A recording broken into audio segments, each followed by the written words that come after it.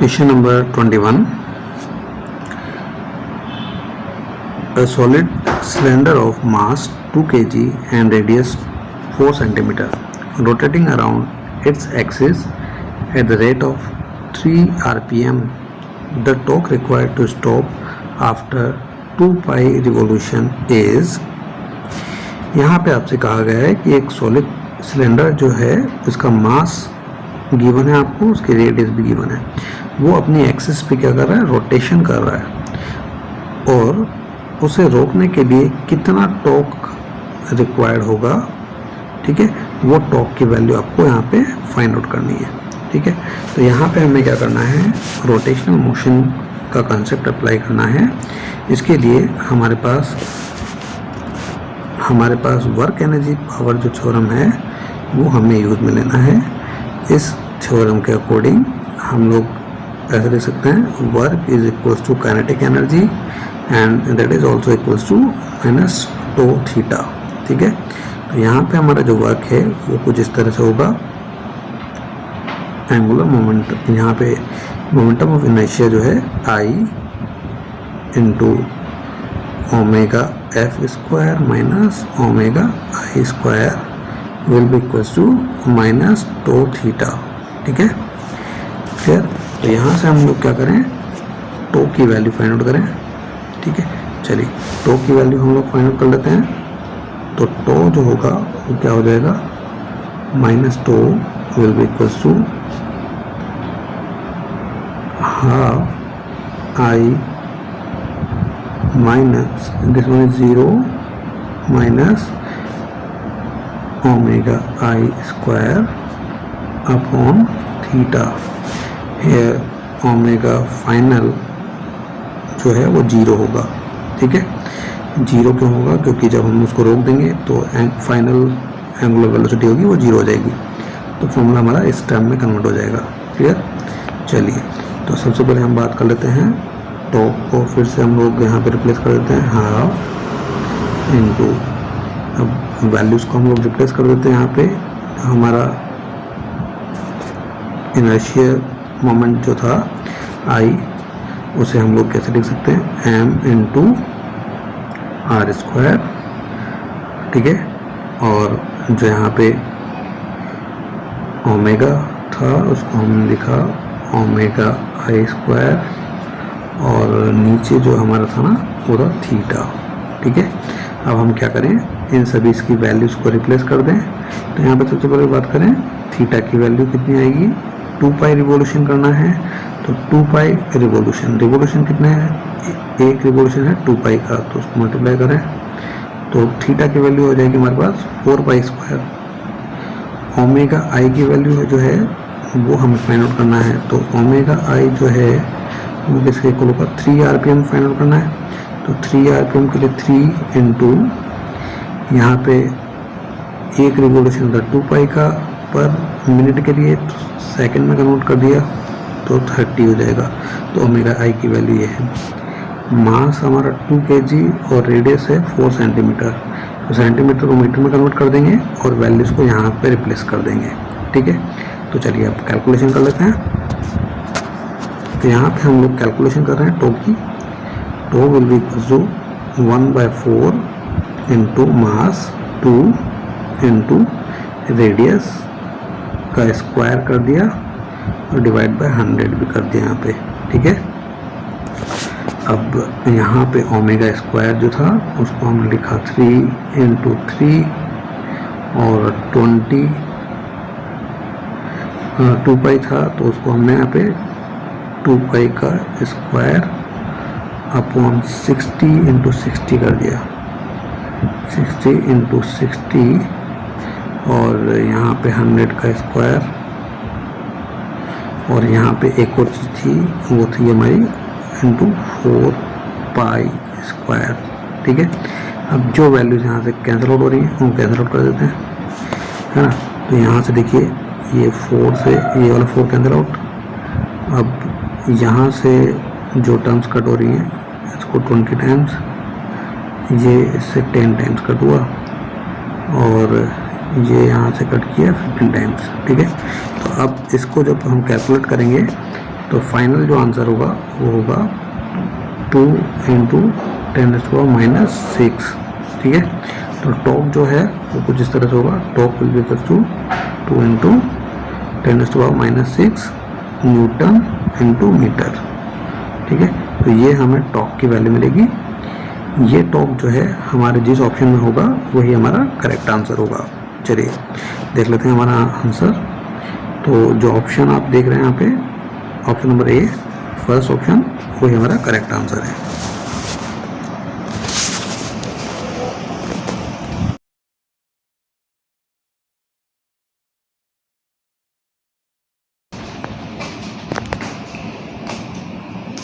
Question number 22. The force F equals to 20 plus 10y acts on a particle in y direction, where F is in Newton and y is in meter. Work done by this force to move the particle from y equals to 0 to y equals to 1 metre. तो यहाँ पे आपको work की value find करनी है। वो work होता है W equals to F.T y, ठीक है। तो यहाँ पे हमें इंटीग्रेशन की टर्म में वर्क फाइंड आउट करना है। तो यहाँ पे लिमिट जो है y1 से y2 रिप्लेस करना है, ठीक है। तो यहाँ पे सबसे पहले हम लोग फॉर्मूला को देख लेते हैं और इसमें वैल्यू को रिप्लेस करना है। चलिए जो वर्क का फॉर्मूला है,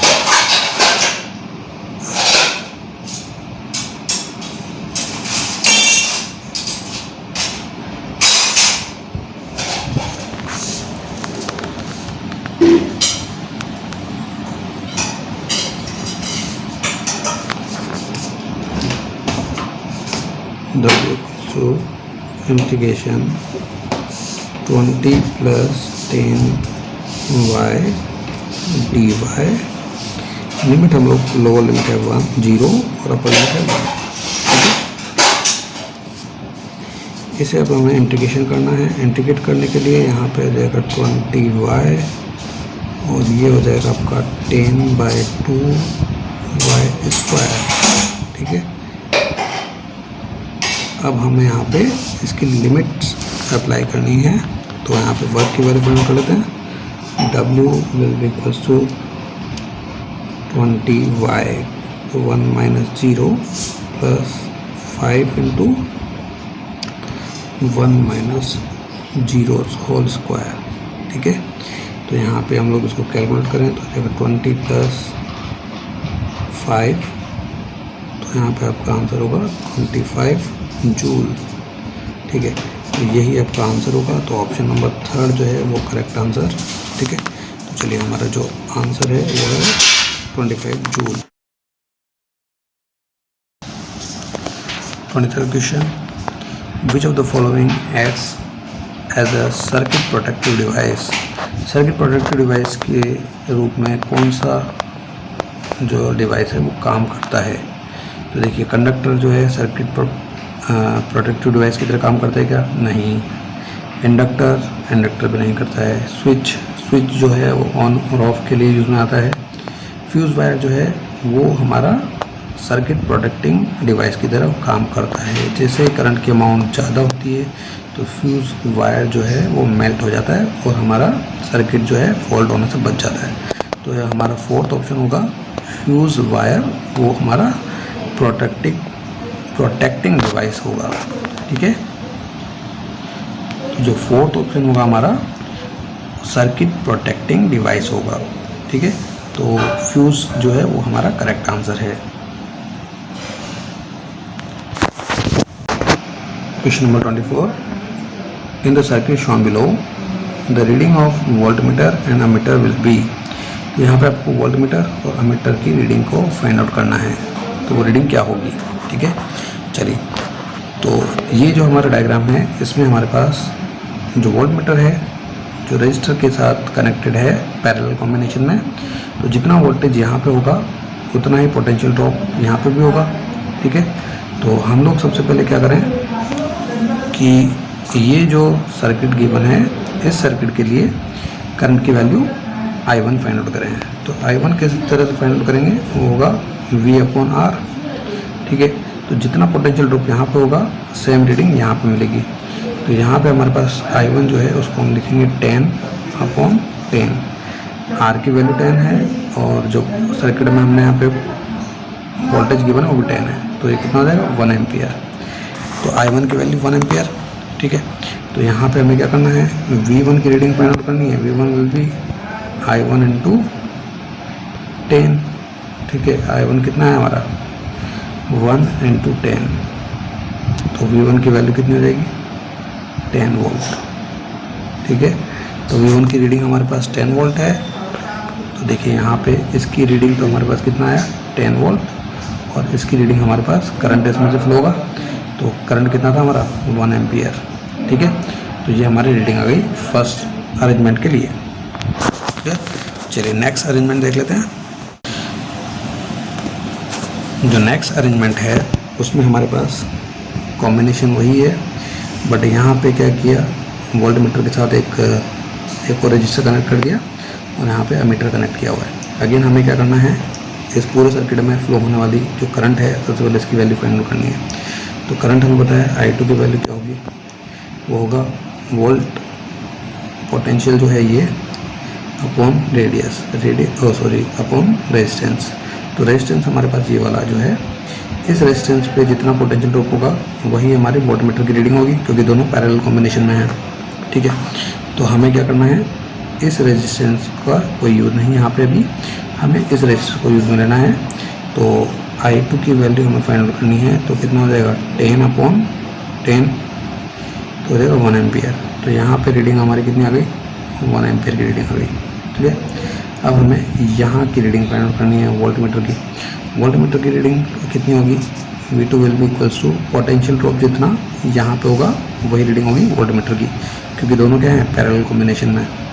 तो यहाँ पे हम लोग इसको देख सकते हैं I2 × 10, I2 कितना है हमारा 1 × 10, तो यहाँ पे आ जाएगा 10 वोल्ट। तो जो रीडिंग है वो हमारी यहाँ पे वोल्ट मीटर की आ गई 10 वोल्ट और एमीटर की आई 1 एम्पियर। तो दोनों ही केसेस में हमारे पास जो कंक्लूजन आया, तो हमने कहा कि V1 और V2 की रीडिंग दोनों की 10 वोल्ट मिली, और I1 और I2 की वैल्यू जो है दोनों की रीडिंग कितनी आई 1 एम्पियर, ठीक है। तो यहाँ से हम लोग ऑप्शन चेक कर लेते हैं। तो ऑप्शन जो है हमारा थर्ड ऑप्शन, इसमें वोल्टेज दोनों सेम है, ठीक है, और करंट की वैल्यू भी सेम है, क्लियर। चलिए, तो हमारा थर्ड ऑप्शन जो है करेक्ट आंसर है।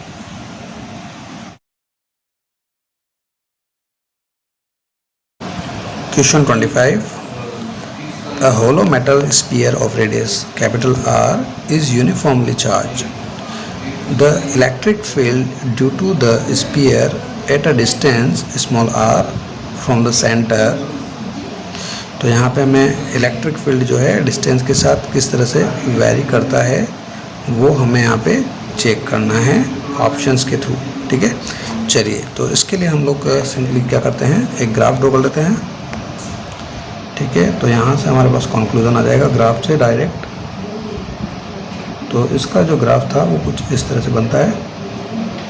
चलिए ग्राफ को फिर से बना लेते हैं। तो यहाँ पे मैं ग्राफ को ड्रॉ कर देता हूँ। तो इस तरह से, ठीक है, ये है डिस्टेंस और ये है हमारा इलेक्ट्रिक फील्ड, दोनों का ग्राफ इस तरह से बनता है। तो यहाँ पे हमने कहा कि जब स्मॉल आर की वैल्यू कैपिटल आर के इक्वल होती है तो यहाँ पे इलेक्ट्रिक फील्ड मैक्सिमम होगा, ठीक है। और यहाँ पे इनसाइड जो है ना वो इलेक्ट्रिक फील्ड कितना होता था 0 के इक्वल, और यहाँ पे हम लोग बोलते थे 1/r² के इक्वल, ठीक है। तो कुछ इस तरह से हमारा ग्राफ बनता है, ठीक है ना। इनसाइड जो होता है इलेक्ट्रिक फील्ड 0 होता है, यहाँ पे इलेक्ट्रिक फील्ड 0 होगा, और यहाँ पे इस पॉइंट पे जब स्मॉल आर की वैल्यू कैपिटल आर के इक्वल है तो मैक्सिमम होगा, और जब स्मॉल आर की वैल्यू कैपिटल आर से बड़ी है तो इस तरह से वैरी करेगा, ठीक है। चलिए, तो ऑप्शन देख लेते हैं।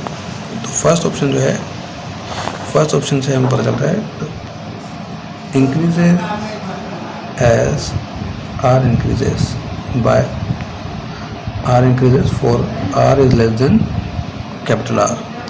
तो देखिए ये जो केस हो गया r is less than capital R and for r is greater than capital R. तो दोनों के केस में, इस केस में तो क्या हो जाएगा, 0 हो जाएगा, है ना, क्योंकि इनसाइड का केस आ गया। तो यहाँ पे लिखा हुआ इंक्रीजेस, तो ये रॉन्ग हो गया। ठीक है, नेक्स्ट ऑप्शन देखते हैं, 0 as r increases for r less than. ठीक है, ये तो बिल्कुल करेक्ट है। अगर रेडियस से कम पे इनसाइड चले गए तो वहाँ पे 0 हो जाता है। ठीक है, डिक्रीजेस एस आर इंक्रीजेस, बिल्कुल करेक्ट। तो क्योंकि मैक्सिमम कब होता था, मैक्सिमम होता है जब आर की वैल्यू आर होती है, और जब आर की वैल्यू जो है ग्रेटर देन आर होती है तो इस केस में इलेक्ट्रिक फील्ड जो है वो डिक्रीज होना स्टार्ट हो जाता है। ठीक है, तो ये ऑप्शन जो है वो करेक्ट है। तो जो ये ऑप्शन है वो करेक्ट है। ठीक है, नेक्स्ट ऑप्शन देख लेते हैं, 0 एस आर इंक्रीजेस, आर जब इंक्रीज होता है, ठीक है, r is greater than, sorry r is less than R, तो इसके लिए तो 0 होगा। ठीक है, increases as r is greater than, तो इस केस के लिए फॉल्स कंडीशन हो गई, तो ये रॉन्ग हो गया। नेक्स्ट फोर्थ जो ऑप्शन है, डिक्रीजेस एस आर इंक्रीजेस, जब आर को बढ़ाते हैं, स्मॉल आर को बढ़ाते हैं, तो उस केस में जैसे कहा है कि डिक्रीज होता है, बिल्कुल सही। और 4 r is greater than R, उसके लिए इंक्रीज होता है, तो ये ऑप्शन रॉन्ग हो गया।